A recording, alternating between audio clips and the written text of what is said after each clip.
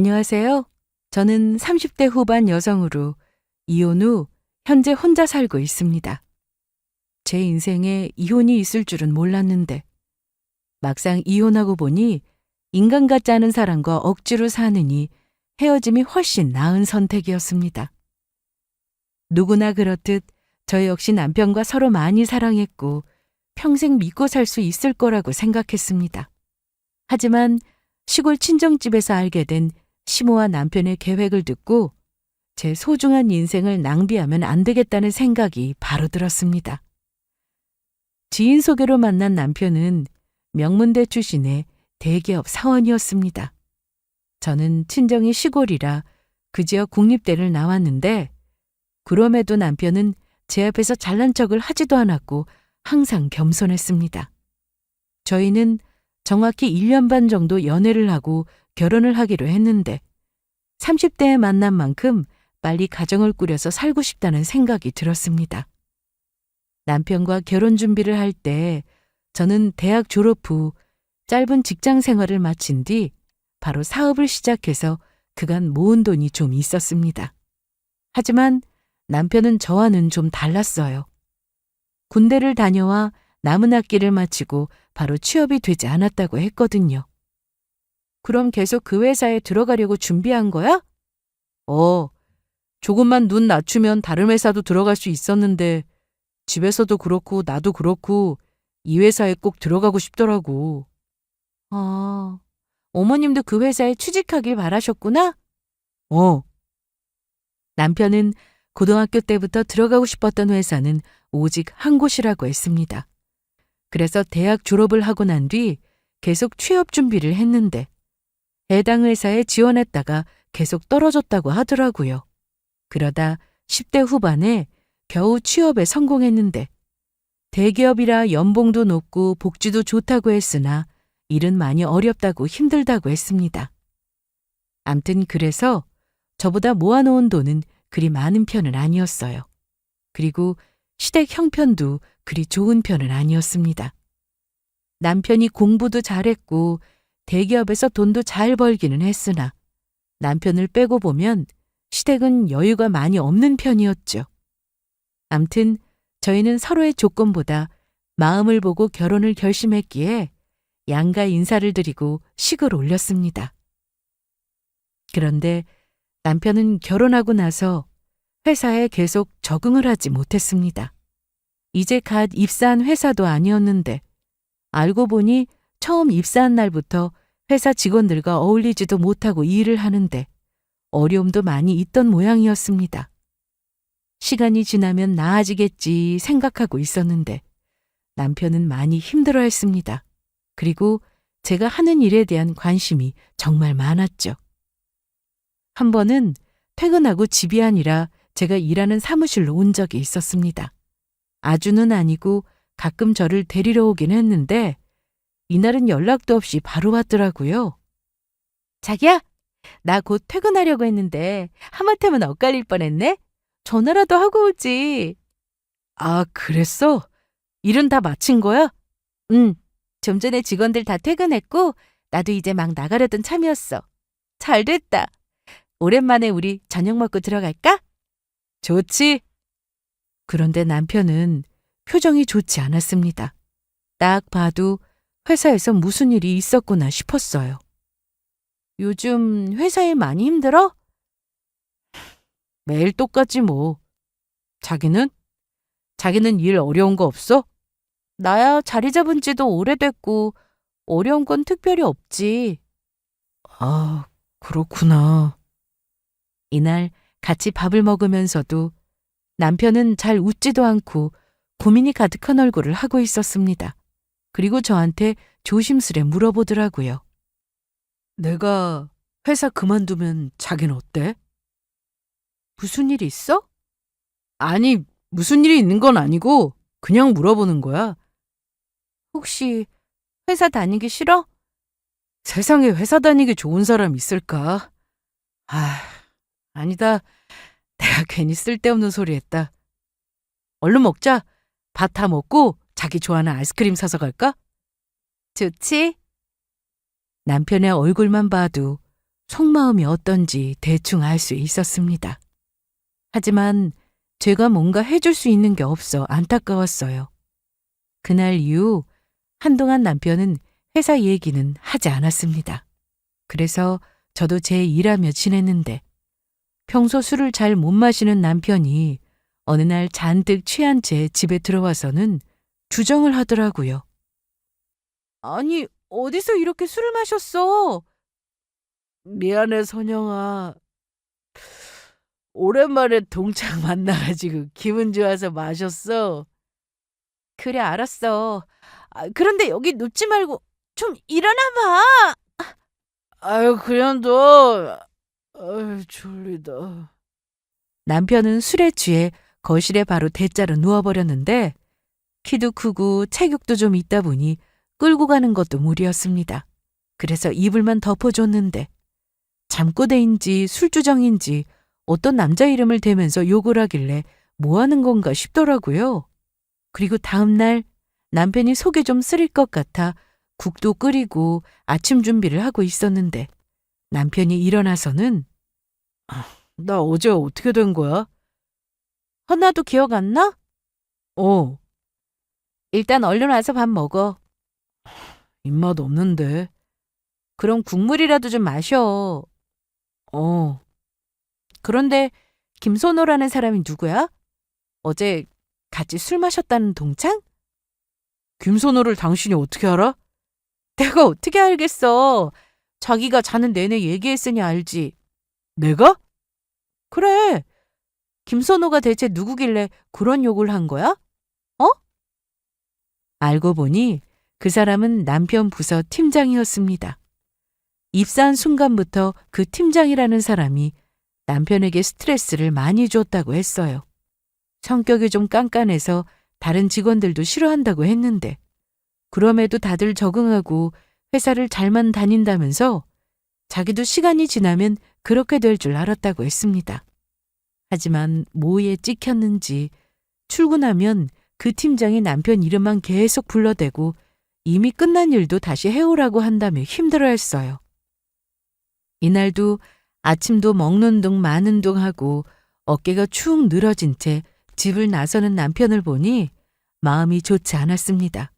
저는 남편이 회사에서 또 얼마나 힘들까 생각하며 사무실에 나와서도 일에 집중하기가 어려웠어요. 그런데 며칠 뒤 남편이 먼저 퇴사 얘기를 꺼냈습니다. 선영아, 내가 진짜 많이 고민했어. 정말 어떻게든 참고 다녀보려고 했는데 너무 힘들다. 너한테 너무 미안한데 나 회사 그만두면 안 될까? 남편의 말에 저는 고민 없이 바로 대답했습니다. 그래, 당신 좋을 대로 해. 어? 정말? 그렇게 스트레스 받고 힘들어하면서 회사 다닐 거면 차라리 그만두는 게 나아. 당신 버는 월급으로 생활하는 거라면 나도 이렇게 쉽게 말 못 해주는데 내가 있잖아. 돈이야 누가 벌면 어때? 벌 수 있는 사람이 벌면 되는 거지. 안 그래? 사실 남편이 회사를 그만두더라도 저희가 생활하는데 어려움이 있는 건 아니었습니다. 저도 일을 하고 있으니까요. 그리고 남편이 그동안 혼자 고민하고 힘들어했을 걸 생각하니 진작에 그만두라는 말을 하지 못한 게 참 미안했습니다. 그렇게 남편은 저와 결혼한 지 1년 만에 다니던 회사를 그만두었고 저는 남편의 의견을 존중해 주었습니다. 남편은 집에 있으면서 집안일을 할 때가 많았어요. 적성에 맞는다며 살림하는 게 재미있다는 말까지 했죠. 집에 오면 집이 깨끗했고 저녁까지 차려놓고 저를 기다리고 있으니 괜히 좋았습니다. 사실 집에서 살림하는 것도 보통 일이 아닌데 남편은 아주 열심히 했습니다. 그런데 결혼 후 시댁과 별다른 마찰 없이 지냈는데 남편이 회사를 그만두고 집에 있으니 어머님이 종종 집에 찾아오셨어요. 나중에 알고 보니 어머님은 제가 출근을 하면 바로 저희 집에 와서 남편과 내내 같이 있다가 제가 퇴근하기 전 다시 가셨습니다. 이걸 처음엔 전혀 몰랐어요. 암튼 어느 날 일을 마치고 집에 왔는데 어머님이 와 계셔서 같이 저녁을 먹었습니다. 이때까지만 해도 저는 어머님과 연우 고부 사이처럼 약간의 어려움과 불편함이 있는 정도였는데 그래도 서로 안 좋은 감정이 있는 건 아니었습니다. 요새 일하느라 힘들지? 아니에요. 매일 하는 건데. 그래도 우리 우진이도 이제 회사를 알아봐야 하지 않나? 엄마, 그건 제가 알아서 할게요. 알아서 한다고 해놓고 뭐 하는 것도 없잖아. 내가 아주 너만 보면 복장이 터진다. 진짜 터져. 어머님, 우진 씨도 여기저기 알아보고 있으니까 너무 걱정하지 마세요. 아유, 어떻게 걱정을 안 해. 내 친구 아들은 잘 나가는데 내 아들은 이렇게 백수로 있는데 어떻게 걱정을 안 하냐고. 나 그만 갈란다. 벌써 가시게요? 더 있어서 뭐하냐? 나오지 말고 밥들 먹어. 이날 어머님이 저렇게 가시니 저도 그렇고 남편도 그렇고 썩 마음이 좋지 않았습니다. 남편은 집에서 쉬는 동안 일자리를 알아보는가 싶었는데 전처럼 회사에 들어갔다가 적응하지 못하고 그만둘까봐 걱정하는 것 같았습니다.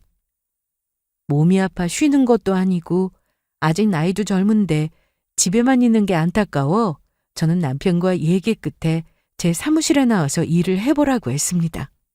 물론 아무 일도 안 하고 자리만 차지하는 건 저도 싫었기 때문에 먼저 물류센터에서 일을 하기로 했습니다.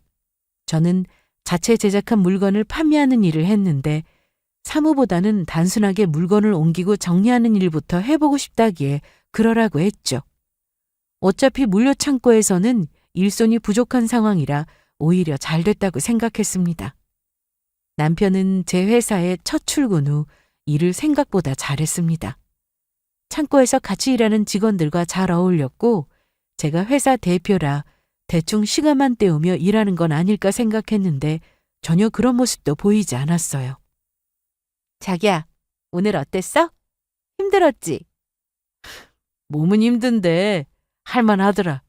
눈치 주는 상사도 없고 정해진 일만 하면 되니까 쉽고. 다행이다. 그렇게 남편은 자연스레 제 사업에 함께하게 되었습니다. 어머님은 남편이 집에서 놀지 않고 일을 하게 되어 정말 좋아하셨는데 처음에는 저한테 고맙다고 잘 좀 봐달라고 하셨으나 점점 바라는 게 많아졌습니다. 여보세요? 나야. 네, 어머님. 지금 일하는 중이야? 네, 그런데요. 괜찮아요. 우리 우진이한테 전화를 걸었더니 안 받아서 말이야. 지금 한창 바쁠 시간이라서 못 받았을 거예요. 무슨 급한 일 있으세요? 아니, 그건 아니고. 그런데 왜 너는 안 바쁜데 우리 아들만 바쁘냐? 하는 일이 다르냐? 부서가 달라요, 어머님. 괜히 우리 아들 부려먹고 무시하는 건 아니지? 그럼요. 제가 왜요? 제가 얘기 안 해도 알아서 일 잘하고 직원들하고 잘 지내고 있으니 걱정 마세요. 이때는 그저 정말 걱정되는 마음이 하신 말씀이라 생각하고 저도 좋게 생각하고 넘어갔습니다. 남편은 1년간 물류 관련 일을 했는데 자기도 본격적으로 회사 일을 배우며 도움이 되고 싶다고 하길래 사무실에서 근무하게 되었습니다. 제 회사는 그렇게 큰 규모는 아니었지만 사장실과 회의실 그리고 직원들이 근무하는 공간으로 나눠져 있었어요.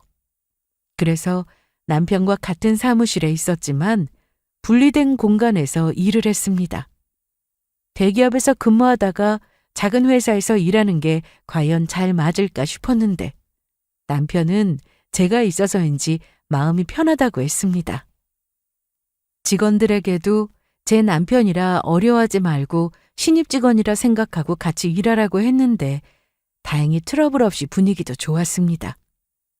보통 부부가 같이 일을 하면 서로 싸운다는 말이 있지만 저희는 그렇지 않았습니다. 남편이 워낙에 똑똑하기도 했고 저에게 피해를 주지 않으려고 혼자 야근도 자처하며 일을 열심히 했는데 그러다 보니 오히려 제가 더 고마운 마음이 들었습니다. 그리고 일반 사무만 보던 남편은 자금 관리를 하던 직원이 육아휴직으로 쉬게 되자 남편이 그 직원 대신 잠시 동안 돈 관리를 하게 되었습니다. 그러던 어느 날 친정엄마 생신이 다가와서 오랜만에 시골에 있는 친정에 가기로 했습니다. 장모님이 생선 좋아하시지? 엄마가 아무것도 사오지 말라고 했으니까 그냥 가자. 아니야. 그래도 빈손은 좀 그렇지. 저는 엄마에게 용돈을 드리고 올 생각이라 따로 선물은 사지 않았는데 남편은 저한테 이것저것 묻더니 엄마가 좋아하는 것만 골라서 선물을 준비했습니다.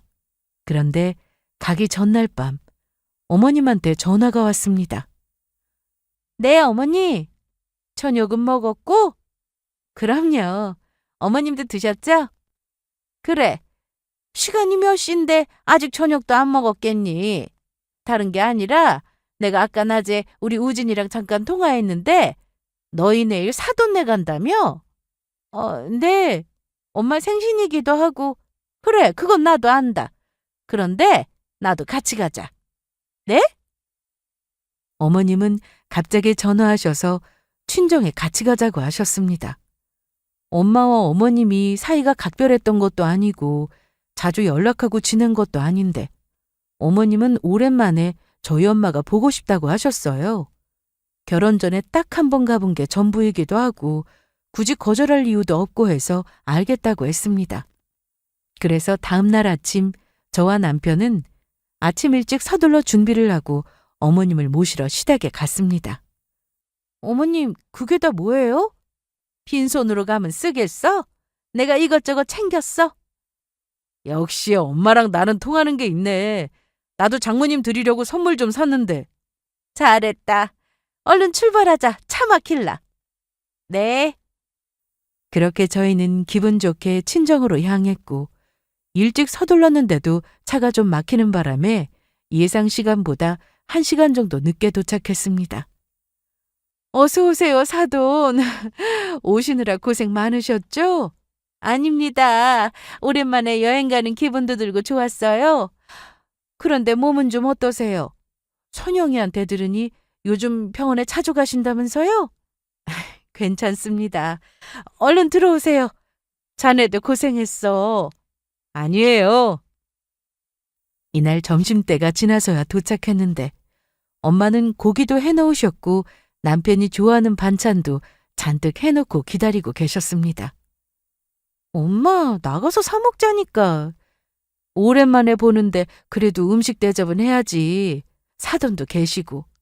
괜찮아. 엄마 천천히 준비했어. 엄마는 몸이 좀 약하셔서 젊었을 때부터 병원을 자주 다니셨는데 나이가 드시니 여기저기 아픈 곳이 더 많아져서 전보다 더 병원 출입이 잦으셨습니다. 그래서 힘들게 음식하지 말라고 했는데 엄마는 기어코 음식을 손수 다 준비하셨습니다. 친정은 서울에서 거리가 좀 있었지만 공기도 좋고 엄마가 살기 좋은 곳이었습니다. 외삼촌도 근처에 살고 계셔서 서울에서 엄마와 살고 싶어도 엄마가 올라오지 않겠다고 하셨어요. 암튼 이날 어머님이 계셔서 분위기가 어색하지는 않을까 싶었는데 생각보다 괜찮았고 저녁은 시내로 나가서 외식을 했습니다. 저녁까지 먹고 해도 금방 지고 하니 저희는 일찍 잘 준비를 했는데 저는 엄마와 함께 자고 남편과 어머님은 다른 방에서 자게 됐습니다. 엄마는 많이 피곤하셨는지 눕자마자 바로 주무셨고 저도 막 잠이 오려던 참이었는데 그때 밖에서 무슨 소리가 들렸습니다. 처음에는 그냥 동네 사람들이 모여 얘기라도 나누나 싶었는데 목소리가 남편이었어요. 창문을 슬쩍 열어보니 마당에서 어머님하고 남편이 서서 무슨 얘기를 하고 있었습니다. 친정은 1층짜리 주택입니다. 그래서 한밤중에는 밖에서 아주 작은 소리만 나도 집안에서 잘 들렸죠. 특히 시모와 남편은 저와 엄마가 이미 잠이 든 줄 알고 속삭이듯 대화를 하고 있었습니다. 처음에는 그냥 둘이 할 얘기가 있나 보다 생각하고 자려고 했어요. 하지만 엄마 얘기가 나오니 그냥 잘 수 없었습니다. 그래서 주방으로 조용히 갔어요. 주방 창문을 열면 바로 뒷마당이었고 굳이 창문을 열지 않아도 대화 소리가 잘 들렸습니다. 제가 이렇게 예민하게 반응하는 이유는 얼핏 들었을 때 엄마의 땅 얘기가 나왔기 때문이었습니다. 그런데 주방에서 자세히 들어보니 제가 잘못 들은 게 아니었어요. 그래서 넌 대체 무슨 생각이야? 조금만 기다려 보세요. 정말 확실해? 네. 그러니까 이 뒷산까지 다 사부인 땅이면 이게 대체 얼마야? 그럼 언제 뺐을 건데? 급할 거 있어요? 장모님 저렇게 몸도 안 좋으신데 사시면 얼마나 사신다고. 기회 보고 있으니까 조금만 기다려 보세요. 저는 저 얘기를 듣고 너무 놀라 입이 다물어지지 않았습니다. 두 사람은 친정엄마가 오래 못 살 거라면서 제가 엄마 재산을 물려받으면 남편이 그 땅을 가질 생각을 하고 있었습니다. 결혼 초 남편과 친정에 왔다가 함께 아버지 산소에 간 적이 있었는데 그 주변으로 모두 엄마 명의의 땅이라 남편도 엄마에게 땅이 있다는 걸 그때 알게 됐습니다. 그런데 워낙 시골이고 땅이 큰 것도 아니라 저나 엄마나 크게 신경 쓰지 않고 지냈는데 몇 년 사이 친정 근처 도로 개발 때문에 엄마가 가지고 계신 땅값이 조금 올랐습니다. 그걸 알고 두 사람이 땅에 대해 욕심을 내고 있었어요. 거기다 그 다음 남편이 한 말에 저는 더 큰 충격을 받았습니다. 그동안 남편과 크게 다툰 적도 없었고 잘 지내왔는데 남편이 혼자 저런 생각을 하고 있는 줄은 상상도 못했습니다. 이날 저는 다시 방으로 들어와 누웠는데 큰 배신감에 잠이 오질 않았습니다. 뜬 눈으로 한숨도 못 잔 저는 아침에 일찍 집에 갈 준비를 했습니다. 천영아, 벌써 올라가려고? 오늘 일요일이라 차도 막힐 것 같고 급하게 처리할 일이 좀 생겨서. 무슨 일? 회사 일이야? 아니야. 여기 온 김에 장인어른 산소도 가서 잡초라도 뽑을까 했는데. 그건 다음에 하지 뭐. 그리고 며칠 전에 외삼촌이 다녀오셨대. 아, 그래? 아쉽네. 엄마 모시고 산에 올라가 보려고 했는데. 그랬어? 다음에 기회가 있겠지. 얼른 나가자. 왜 이렇게 서둘러? 주말인데 천천히 가지. 제가 일이 생겨서 그래요. 저는 잠을 한숨도 못 자서 남편에게 운전하라고 했고 서울로 올라오는 동안 말 한마디 하지 않았습니다. 그렇게 서울로 도착 후 시댁으로 갔고 어머님과 남편을 모두 내리게 하고는 저는 급히 사무실로 갔습니다. 남편이 쓰던 PC를 켰는데 꼼꼼한 성격답게 파일 정리가 잘 되어 있었습니다. 폴더마다 열어보며 확인했는데 수상한 파일 하나를 발견했습니다. 하지만 제가 찾던 문서는 아니었어요.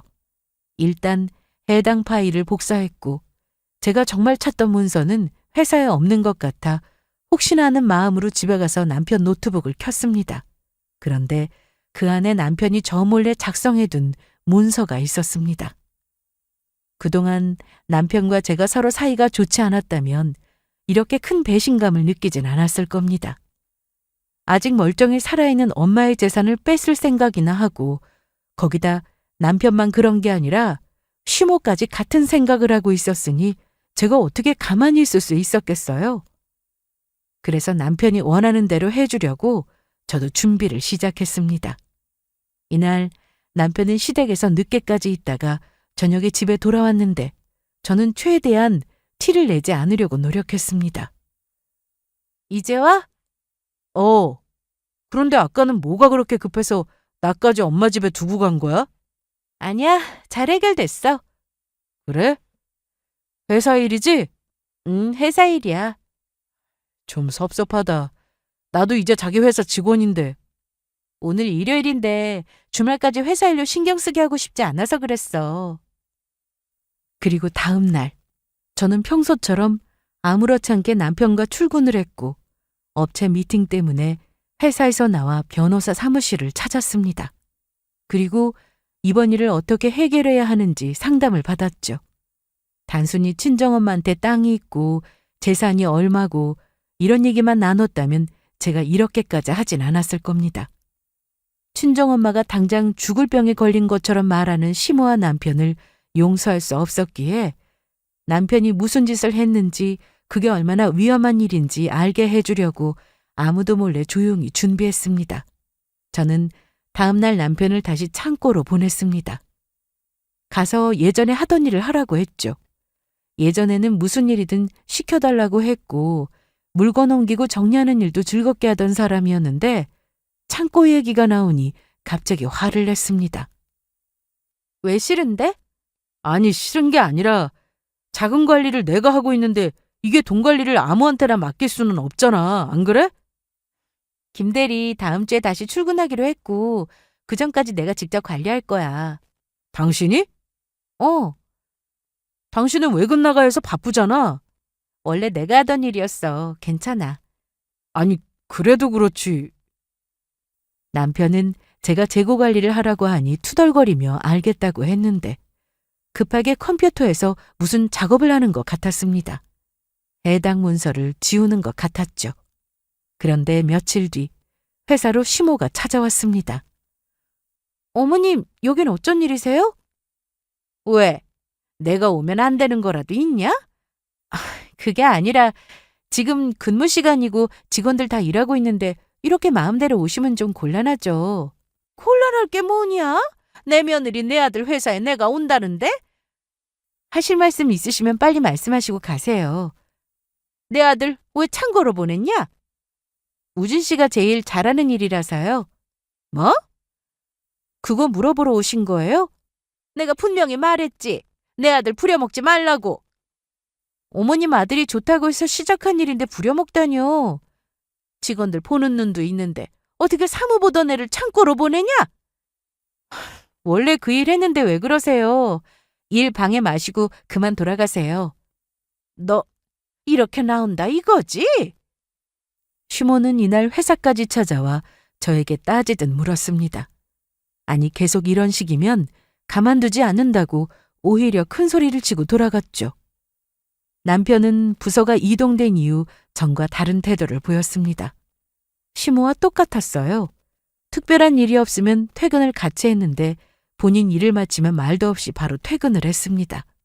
집에 가보면 남편은 저와 대화도 거의 하지 않았고 제가 말을 걸어도 대답이 없거나 무시하더라고요. 그래도 저는 제가 해야 할 일은 했습니다.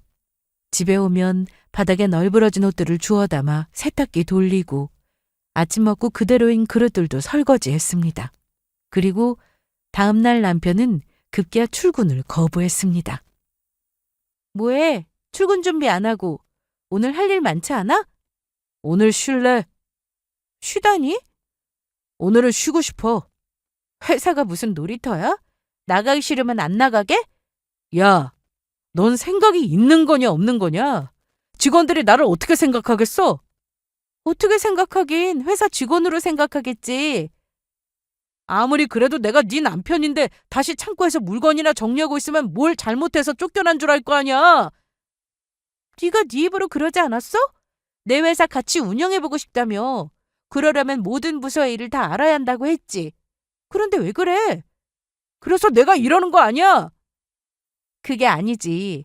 이제는 사장 남편 대접받고 싶으니 창고에서 일하는 거 싫다 이거겠지. 솔직히 너라면 하고 싶겠냐? 왜 못해?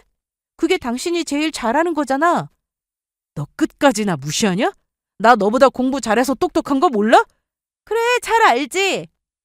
그럼 쉬어라. 아니, 출근하기 싫으면 안 나와도 돼. 그렇게 말하고 저는 혼자 출근을 했습니다. 출근 후 해당 부서에 가보니 남편은 오후가 넘어서도 출근을 하지 않았더라고요. 오히려 잘 됐다 싶었습니다. 저는 시간을 더 끌 것도 없이 그동안 준비했던 걸 실행에 옮겼습니다. 얼마 전 친정엄마 생신 때 시골집에 가서 시모와 남편의 대화에 충격을 받았는데 그때 제가 놀랐던 건 엄마의 재산 얘기도 있었지만 남편이 저 몰래 이혼 준비를 하고 있었다는 내용이었습니다. 이혼 소송을 하기 위해 서류를 작성해 두었다는 말을 듣고 제가 급하게 서울로 올라와 해당 문서를 찾았던 건데 집에 있던 남편 노트북에서 그 문서를 확인했습니다. 그간 저와의 결혼 생활에 대해 적은 내용이었는데 제가 본인과 결혼 후 결혼 생활에 충실하지 않았다는 안 좋은 내용이 대부분이었습니다. 자기를 무시했고 부하처럼 부려먹었다는 내용이었죠. 거기다 시모도 제대로 모시지 않았다며 며느리로서 기본도리를 하지 않았다고 적혀 있었는데 이런 허위 사실을 적어놓고 나중에 소송을 통해 저에게 위자료를 요구하고 재산 분할까지 하려던 남편이었습니다. 그런데 제가 이 문서를 찾으려고 사무실부터 방문했는데 남편이 쓰던 PC를 확인하다가 예상도 못한 폴더 하나를 발견했습니다. 그때 이게 뭔가 싶어 따로 저장해 두었었는데 알고 보니 남편은 회사 돈에도 손을 댔던 겁니다. 그래서 저는 정확한 팩트만을 가지고 제가 먼저 남편에게 이혼 소송을 걸었습니다. 계속 자금 관리를 하고 싶다던 남편에게 다른 부서로 가라고 했다는 이유로 남편은 그날 이후 집까지 나가 시댁으로 갔는데 그래서 저는 소장을 시댁으로 보냈습니다. 얼마 뒤 그걸 받은 심오한 남편이 가만히 있을 리 없었습니다. 남편은 어이가 없다며 회사로 찾아와 불같이 화를 냈는데 야, 너 이게 뭐야? 소장 받았어? 뭐냐고? 나보다 똑똑한 사람이 그게 뭔지 몰라서 나한테 묻는 거야? 나 실컷 이용해먹고 이혼 통보를 해? 내가 그동안 당신 회사를 위해 얼마나 열심히 일했는지 몰라서 그래? 알지. 당신 정말 열심히 일했더라. 우리 회사가 아니라 당신을 위해서. 뭐? 당신이 그 좋은 대기업에 사표 쓰고 집에 있을 때 우리 회사 나와서 일하라고 하니 좋다고 한 건 당신이었어. 그리고 작은 일이라도 열심히 한다고 했던 것도 당신이었고 나 그때 정말 열심히 했어. 무거운 짐도 나 혼자 거의 다 옮기고 당신한테 피해갈까 봐 회사 사장 남편인 거 티 안 내고 일반 사원처럼 일했는데 결국 돌아오는 건 이혼? 와, 기가 막히다. 말은 바로 해. 당신이 우리 회사 직원들한테는 그렇게 했는지 몰라도 거래처엔 아니었지. 밖에 나가서는 내 남편이라고 소개하고 뒷돈 받아먹었잖아. 당신이 사무실에서 일하게 된 이후로 직원들 불만이 얼마나 많았는지 모르지? 그래도 지켜봤어. 창고에서 일할 때처럼 잘하겠지. 직원들하고 잘 어울리겠지 생각했다고. 그런데 아니더라. 나 외근할 때 혼자 갑질했다며? 직원들은 그래도 네가 내 남편이니까 참았는데 회사 물건 빼돌리고 돈도 개인 통장으로 받고 그거 범죄인 거 몰라? 횡령이라고! 제가 하나하나 남편의 잘못을 얘기해줬는데 남편은 그 상황에도 어이없는 주장을 했습니다. 그럼 내가 그 정도도 못해? 뭐? 너 내가 전 직장에서 연봉 얼마였는지 몰라? 그런데 여기 다니면서 쥐꼬리만한 월급 받고 내 성에 찰 거라 생각했냐? 제가 운영하는 회사는 아무리 작아도 직원들 복지에는 많은 신경을 쓰고 있었습니다. 물론 대기업 연봉 수준은 아니었지만 그렇다고 하는 일에 비해 박봉도 아니었죠. 때 되면 보너스도 두둑히 나갔고 직원 수가 적은 회사였지만 보통의 중소기업보다 좋은 조건으로 직원들 월급을 줬습니다. 이건 남편도 잘 알고 있었어요. 처음엔 왜 이렇게 직원들 월급을 많이 주냐고 한 적도 있었으니까요. 그랬던 사람이 자기가 받은 월급을 쥐꼬리라고 표현하니 저는 기가 막혔습니다. 그러면서 자기가 돈을 빼돌린 것에 대해 사과를 하는 게 아니라 오히려 자기는 이 정도는 받을 자격이 된다고 했습니다. 그리고 회사에는 CCTV가 사무실은 물론 창고에도 다 설치가 되어 있습니다. 하지만 특별한 일이 아니고서는 제가 굳이 매일 들여다보진 않았어요. 직원들 감시하는 것도 아니고 그럴 목적으로 설치한 것도 아니기에 무슨 문제가 생겼을 때 말고는 확인하지 않았고 볼 시간도 없었습니다. 어차피 매번 녹화되어 따로 저장하고 있었으니 그럴 필요가 없었습니다. 그런데 사무실에서 남편이 쓰던 PC에서 횡령 정황을 확인한 뒤 그간 남편이 어떻게 일했는지 확인해 봤는데 창고에서 근무할 때는 아예 모습이 보이지 않을 때도 있었습니다. 한마디로 농땡이였죠. 해당 부서 직원들에게도 직접 들었는데 남편은 처음엔 일을 정말 열심히 했다는데 이후 점점 자리를 비우는 시간도 많았다고 했습니다. 친정에서 심오한 남편의 대화로 인해 이런 사실을 제가 알게 된 거지만 그게 아니어도 언젠가 밝혀질 일이었습니다. 직원들의 불만이 점점 늘어났으니까요. 그래서 저도 해결 방법을 모색하던 중이었는데 이렇게 남편이 먼저 사고를 쳐주니 오히려 잘된 일이라고 생각했습니다. 남편이 횡령한 건 자금 관리를 맡은 뒤 얼마 되지 않아서였습니다. 믿고 맡긴 일이었는데 이런 일을 저질렀으니 더 이상 회사에 나올 이유는 없었습니다. 그래서 저는 남편에게 바로 해고를 통보했습니다.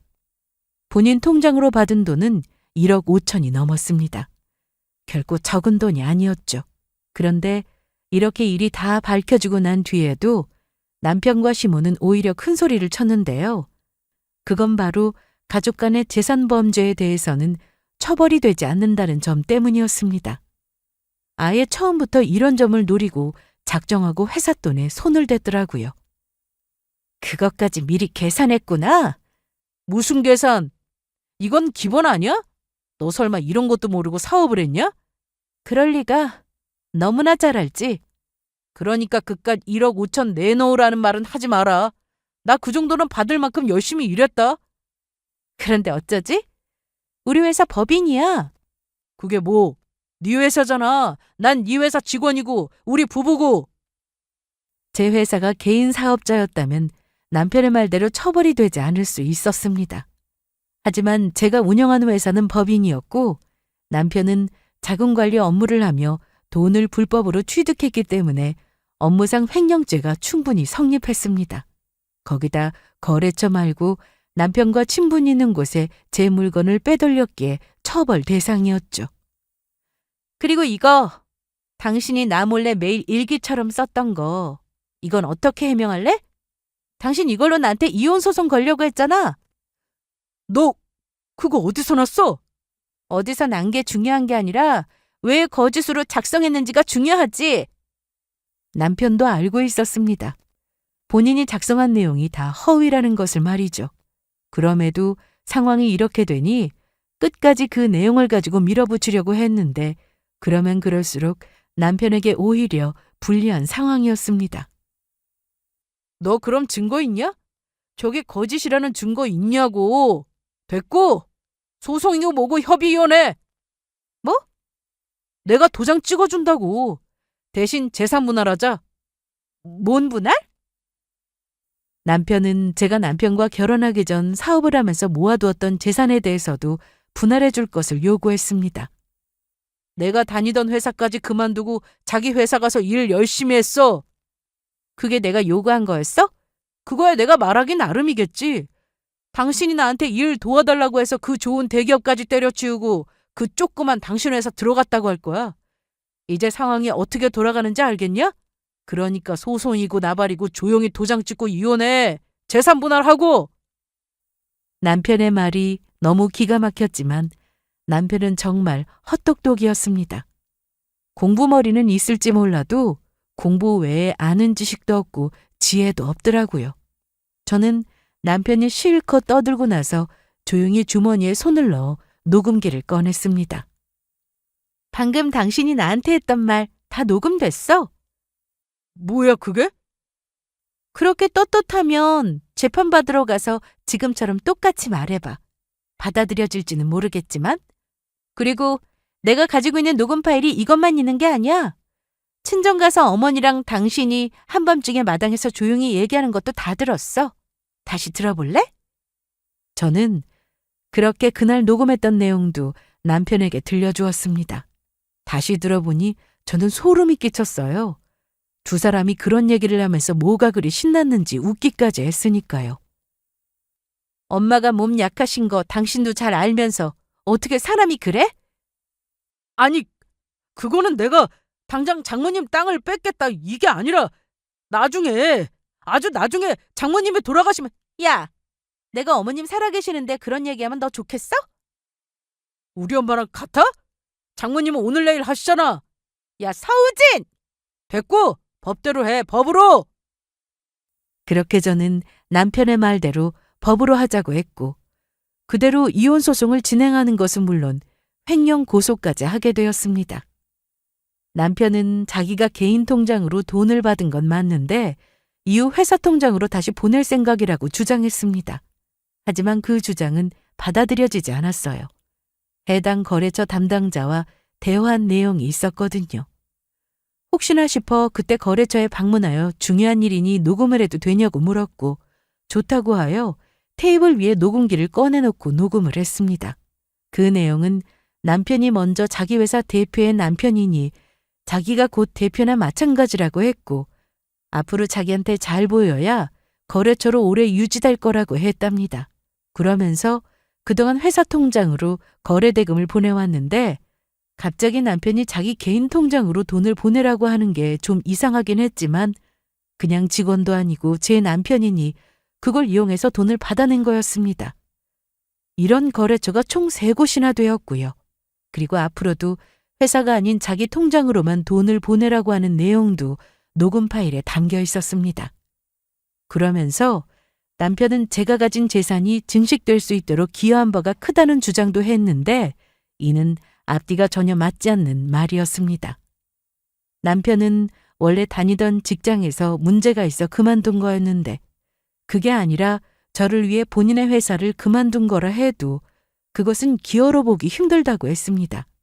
만약 기여가 인정되려면 회사 자금이 크게 늘거나 사업상 엄청난 성공을 거두어야 하는데 이미 제 회사는 안정적으로 운영되고 있었기 때문이었죠.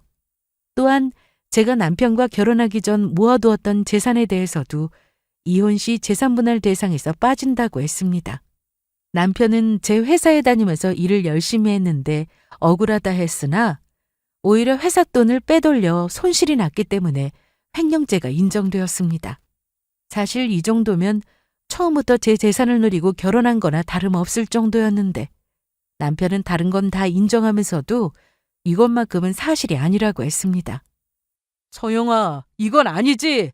내가 결혼 전에 네 재산이 얼마나 있는지 어떻게 아냐? 이렇게 계획적으로 움직여놓고 그때 내 재산이 얼마 있는지 몰래 알아봤을지 누가 알아? 그건 정말 아니야. 내가 당신 회사 다니면서 처음엔 정말 뭐든 열심히 해보자 이런 생각이었어.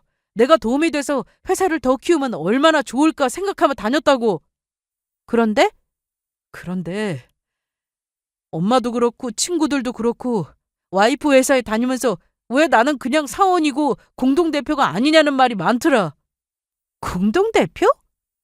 아니, 내가 그런 게 아니라 주변에서 그랬다고. 그런 말을 하도 들으니까 나도 자존심이 좀 상했어. 회사 직원들이 나를 어떻게 생각할까 신경도 쓰였고. 직원들이 그러더라. 처음에 당신이 회사에 나온다고 했을 때 사장 남편이니 부담된다고. 그런데 당신이 그런 거 신경 쓰지 않고 열심히 일하는 거 보니까 너무 보기 좋았대. 정말? 나 무시한 거 아니고? 그래. 오히려 자기가 내 남편인 거 티내고 다니고 마치 사장인 듯 설치고 다니기 시작하면서 불편하다고 말이 많았어. 그럼 나 다시 그렇게 일할게. 처음에 내가 일했을 때처럼, 아니, 그보다 더 열심히 일할게. 어? 이제 와서? 내가 뭘 잘못했는지 다 알아. 인정하고. 미안한데 내가 운영하는 회사 망하게 하고 싶지 않고 무엇보다 우리 엄마 쉽게 보고 무시하는 당신이랑 당신 엄마 다시 보고 싶지 않아. 선영아, 미안해. 어? 나도 사람이잖아. 사람인데 실수 안 해? 넌 완벽해? 나도 실수하지. 그런데 너가 했던 그런 짓은 안 해. 그건 실수가 아니라 범죄거든. 남편과 저는 그렇게 이혼을 했고 제가 그동안 모아둔 재산에 대해서는 분할할 필요도 없었습니다. 그리고 남편에게 위자료를 청구했습니다. 뿐만 아니라 회사에서 절차를 갖춰 해고 통지도 했습니다. 전 남편의 횡령죄에 대해서는 긴 재판이 진행되었는데요. 전 남편이 이런 짓을 벌인 건 처음이라 처벌이 가볍게 나오진 않을까 싶었는데 결국 실형이 나왔습니다. 회사 돈에 그냥 손댄 것도 아니고 거래처 물품 대금 관련 서류를 허위로 작성해서 기재해 두었고 계획적으로 움직인 점이 인정되었기 때문입니다. 이후 전 시모까지 나서서 저에게 자기 아들을 좀 봐달라고 부탁했으나 저는 거절했습니다. 남편이 저 몰래 친정엄마 재산에 욕심내고 저 몰래 이혼 준비까지 하고 있는 걸 알았으면 엄마로서 말리지는 못할 망정 오히려 부추겼으니 두 사람이 똑같다고 생각이 들었거든요. 어떻게 안 되겠냐? 네. 우리 아들 안 불쌍해? 회사 돈도 너한테 다시 돌려줬다면서. 그런데 돈이 좀 비네요. 그것도 아주 많이요. 그 돈으로 어머님한테 용돈도 드리고 선물도 사드렸다던데 그게 무슨 돈인지는 알고 받으셨죠? 뭐? 어머님한테도 책임이 있다는 말입니다. 선영아, 내가 이렇게 빌게. 나 감옥 가게 되면 안 되잖아. 이날 전 시모는 어떻게든 비는 돈을 갚아줄 테니 자기만은 감옥에 보내지 말라고 했습니다. 겁먹은 전 시모는 얼마 뒤 시댁을 담보로 해서 대출을 받았다며 모자란 금액을 보내왔어요. 전 남편이 실형을 살고 나와서 조금씩 갚겠다고 했지만 사실 포기했었습니다. 한두 푼도 아니고 그 큰 돈을 무슨 수로 갚을까 싶었거든요. 그래도 전 시모가 알아서 돈을 갚아주니 다행이다 싶었고 그날 이후 전 남편과 전 시모에 대한 소식은 들을 수 없었습니다. 사랑해서 결혼했는데 그 끝이 이러니 저도 많이 힘들었습니다. 전 남편에 대한 마음 때문이 아니라 제 인생에 대해서 다시 한번 돌아보게 되었죠. 하지만 저는 할 일이 있고 여러 직원들을 책임져야 하는 회사의 대표였기 때문에 힘들어도 훌훌 털고 회사 일에 집중하며 지냈습니다. 그렇게 열심히 일만 하며 지내다 보니 그때보다 거래처가 조금 더 늘고 직원 수도 늘었습니다. 그리고 친정엄마는 여전히 몸이 많이 안 좋으셨지만 그래도 전보다 운동도 꾸준히 하시면서 체력이 좋아지고 계십니다. 사실 저는 회사 운영도 잘해왔기에 결혼도 자신이 있었습니다. 제가 할 일을 똑부러지게 하고 남편을 위해주며 그렇게 살면 당연히 행복도 따라오는 거라 생각했어요. 하지만 일과 결혼은 정말 다르더라고요. 그래서 당분간, 아니 앞으로 제 인생의 결혼은 다시 없을 것 같습니다. 엄마도 그렇고 주변에서는 아직 나이도 젊은데 좋은 사람 만나서 재혼하라는 말도 들려오지만 저는 제가 좋아하는 일 하면서 지내는 게 더 좋고 행복하네요. 여러분의 결혼 생활은 언제나 행복만 가득하길 바라며 여기까지 들어주신 분들께 감사하고 이만 사연을 마치겠습니다.